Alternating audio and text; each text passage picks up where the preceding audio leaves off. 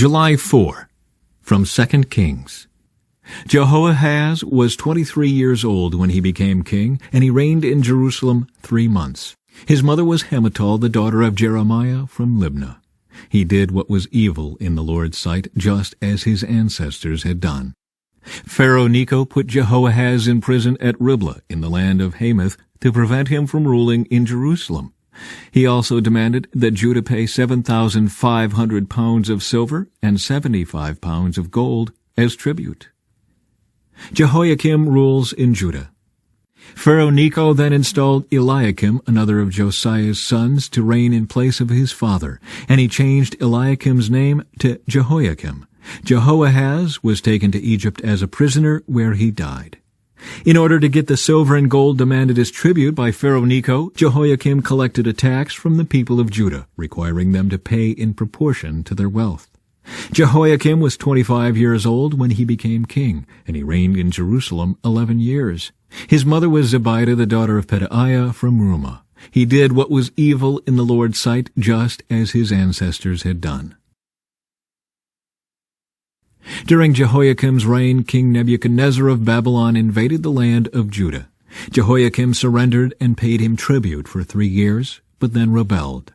Then the Lord sent bands of Babylonian, Aramean, Moabite, and Ammonite raiders against Judah to destroy it, just as the Lord had promised through his prophets. These disasters happened to Judah because of the Lord's command.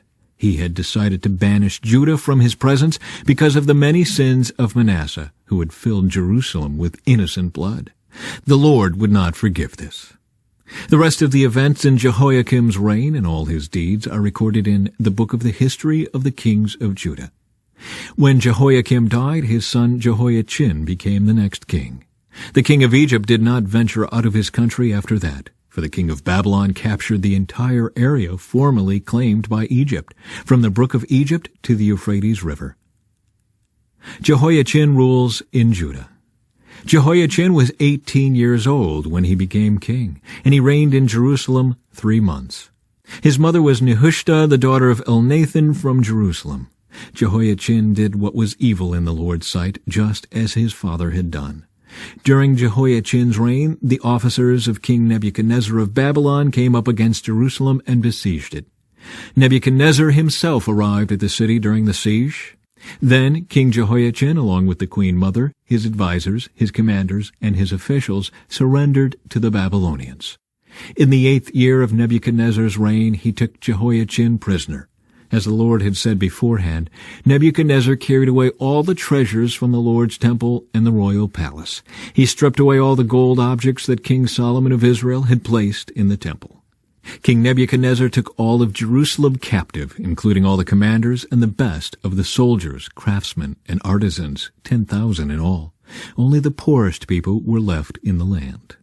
Nebuchadnezzar led King Jehoiachin away as a captive to Babylon, along with the queen mother, his wives and officials, and all Jerusalem's elite.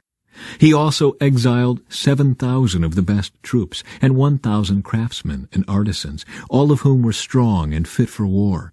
Then the king of Babylon installed Mattaniah, Jehoiachin's uncle, as the next king, and he changed Mattaniah's name to Zedekiah. Zedekiah rules in Judah. Zedekiah was 21 years old when he became king, and he reigned in Jerusalem 11 years. His mother was Hamutal, the daughter of Jeremiah from Libnah. But Zedekiah did what was evil in the Lord's sight, just as Jehoiakim had done. These things happened because of the Lord's anger against the people of Jerusalem and Judah, until he finally banished them from his presence and sent them into exile. The fall of Jerusalem. Zedekiah rebelled against the king of Babylon. So on January 15, during the 9th year of Zedekiah's reign, King Nebuchadnezzar of Babylon led his entire army against Jerusalem. They surrounded the city and built siege ramps against its walls. Jerusalem was kept under siege until the 11th year of King Zedekiah's reign. By July 18, in the 11th year of Zedekiah's reign, the famine in the city had become very severe, and the last of the food was entirely gone. Then a section of the city wall was broken down, and all the soldiers fled. Since the city was surrounded by the Babylonians, they waited for nightfall. Then they slipped through the gate between the two walls behind the king's garden and headed toward the Jordan Valley. But the Babylonian troops chased the king and caught him on the plains of Jericho, for his men had all deserted him and scattered. They took him to the king of Babylon at Riblah, where they pronounced judgment upon Zedekiah. They made Zedekiah watch as they slaughtered his sons. Then they gouged out Zedekiah's eyes, bound him in bronze chains, and led him away to Babylon. The temple destroyed. On August 14 of that year, which was the 19th year of King Nebuchadnezzar's reign, Nebuzaradan, the captain of the guard and an official of the Babylonian king, arrived in Jerusalem. He burned down the temple of the Lord, the royal palace, and all the houses of Jerusalem. He destroyed all the important buildings in the city. Then he supervised the entire Babylonian army as they tore down the walls of Jerusalem on every side. Nebuzaradan, the captain of the guard, then took as exiles the rest of the people who remained in the city, the defectors who had declared their allegiance to the king of Babylon, and the rest of the population. But the captain of the guard allowed some of the poorest people to stay behind in Judah to care for the vineyards and fields. The Babylonians broke up the bronze pillars in front of the Lord's temple, the bronze water carts, and the great bronze basin called the sea, and they carried all the bronze away to Babylon. They also took all the ash buckets, shovels, lamp snuffers, dishes, and all the other bronze articles used for making sacrifices at the temple. Nebuzaradan, the captain of the guard, also took the incense burners and basins, and all the other articles made of pure gold or silver. The weight of the bronze from the two pillars, the sea, and the water carts was too great to be measured. These things had been made for the Lord's temple in the days of King Solomon. Each of the pillars was 27 feet tall. The bronze capital on top of each pillar was 7½ feet high and was decorated with a network of bronze pomegranates all the way around. Nebuzaradan, the captain of the guard, took with him as prisoners Seraiah the high priest, Zephaniah the priest of the second rank, and the 3 chief gatekeepers. And from among the people still hiding in the city, he took an officer who had been in charge of the Judean army, 5 of the king's personal advisers, the army commander's chief secretary, who was in charge of recruitment, and 60 other citizens. Nebuzaradan, the captain of the guard, took them all to the king of Babylon at Riblah, and there at Riblah in the land of Hamath, the king of Babylon had them all put to death. So the people of Judah were sent into exile from their land. Gedaliah governs in Judah. Then King Nebuchadnezzar appointed Gedaliah, son of Ahikam and grandson of Shaphan, as governor over the people he had left in Judah. When all the army commanders and their men learned that the king of Babylon had appointed Gedaliah as governor, they went to see him at Mizpah. These included Ishmael, son of Nethaniah, Johanan, son of Kareah, Seraiah, son of Tanumeth, the Netophathite, and Jezaniah, son of the Maacathite, and all their men. Gedaliah vowed to them that the Babylonian officials meant them no harm. Don't be afraid of them. Live in the land and serve the king of Babylon, and all will go well for you, he promised. But in mid-autumn of that year, Ishmael, son of Nethaniah, and grandson of Elishama, who was of the royal family, went to Mizpah with 10 men and killed Gedaliah. He also killed all the Judeans and Babylonians who were with Gedaliah at Mizpah. Then all the people of Judah, from the least to the greatest, as well as the army commanders, fled in panic to Egypt, for they were afraid of what the Babylonians would do to them. Hope for Israel's royal line. In the 37th year of the exile of King Jehoiachin of Judah, Evil-Merodach ascended to the Babylonian throne. He was kind to Jehoiachin and released him from prison on April 2 of that year. He spoke kindly to Jehoiachin and gave him a higher place than all the other exiled kings in Babylon. He supplied Jehoiachin with new clothes to replace his prison garb and allowed him to dine in the king's presence for the rest of his life. So the Babylonian king gave him a regular food allowance as long as he lived. From Acts. After I returned to Jerusalem, I was praying in the temple and fell into a trance. I saw a vision of Jesus saying to me, "Hurry, leave Jerusalem, for the people here won't accept your testimony about me." "But Lord," I argued, "they certainly know that in every synagogue I imprisoned and beat those who believed in you. And I was in complete agreement when your witness Stephen was killed. I stood by and kept the coats they took off when they stoned him. But the Lord said to me, 'Go, for I will send you far away to the Gentiles." The crowd listened until Paul said that word. Then they all began to shout, "Away with such a fellow! He isn't fit to live!" They yelled, threw off their coats, and tossed handfuls of dust into the air.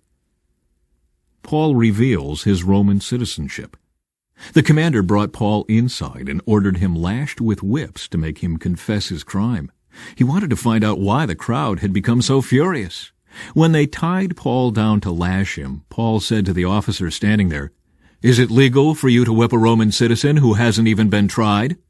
When the officer heard this, he went to the commander and asked, "What are you doing? This man is a Roman citizen." So the commander went over and asked Paul, "Tell me, are you a Roman citizen?" "Yes, I certainly am," Paul replied. "I am too," the commander muttered, "and it cost me plenty." Paul answered, "But I am a citizen by birth." The soldiers who were about to interrogate Paul quickly withdrew when they heard he was a Roman citizen, and the commander was frightened because he had ordered him bound and whipped. Paul before the high council.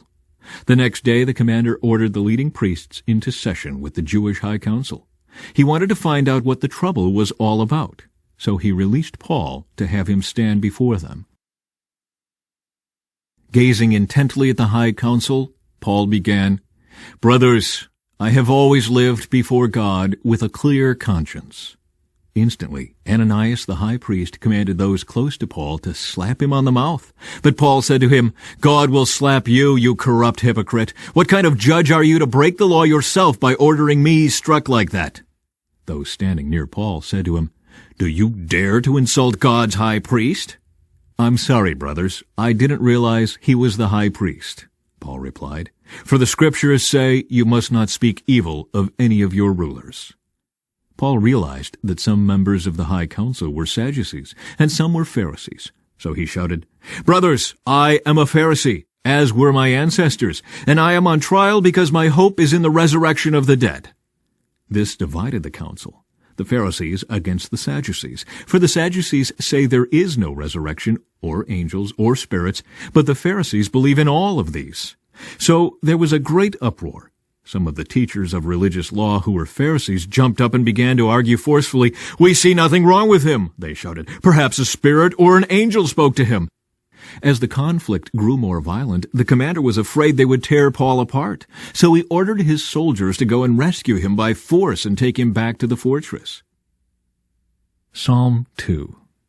Why are the nations so angry? Why do they waste their time with futile plans? The kings of the earth prepare for battle. The rulers plot together against the Lord and against his anointed one. "Let us break their chains," they cry, "and free ourselves from slavery to God." But the one who rules in heaven laughs. The Lord scoffs at them. Then in anger he rebukes them, terrifying them with his fierce fury. For the Lord declares, "I have placed my chosen king on the throne in Jerusalem, on my holy mountain." The king proclaims the Lord's decree. "The Lord said to me, 'You are my son. Today I have become your father. Only ask, and I will give you the nations as your inheritance, the whole earth as your possession. You will break them with an iron rod and smash them like clay pots.' Now then, you kings, act wisely. Be warned, you rulers of the earth. Serve the Lord with reverent fear and rejoice with trembling. Submit to God's royal Son, or he will become angry, and you will be destroyed in the midst of all your activities, for his anger flares up in an instant. But what joy for all who take refuge in him." From Proverbs. Spouting off before listening to the facts is both shameful and foolish.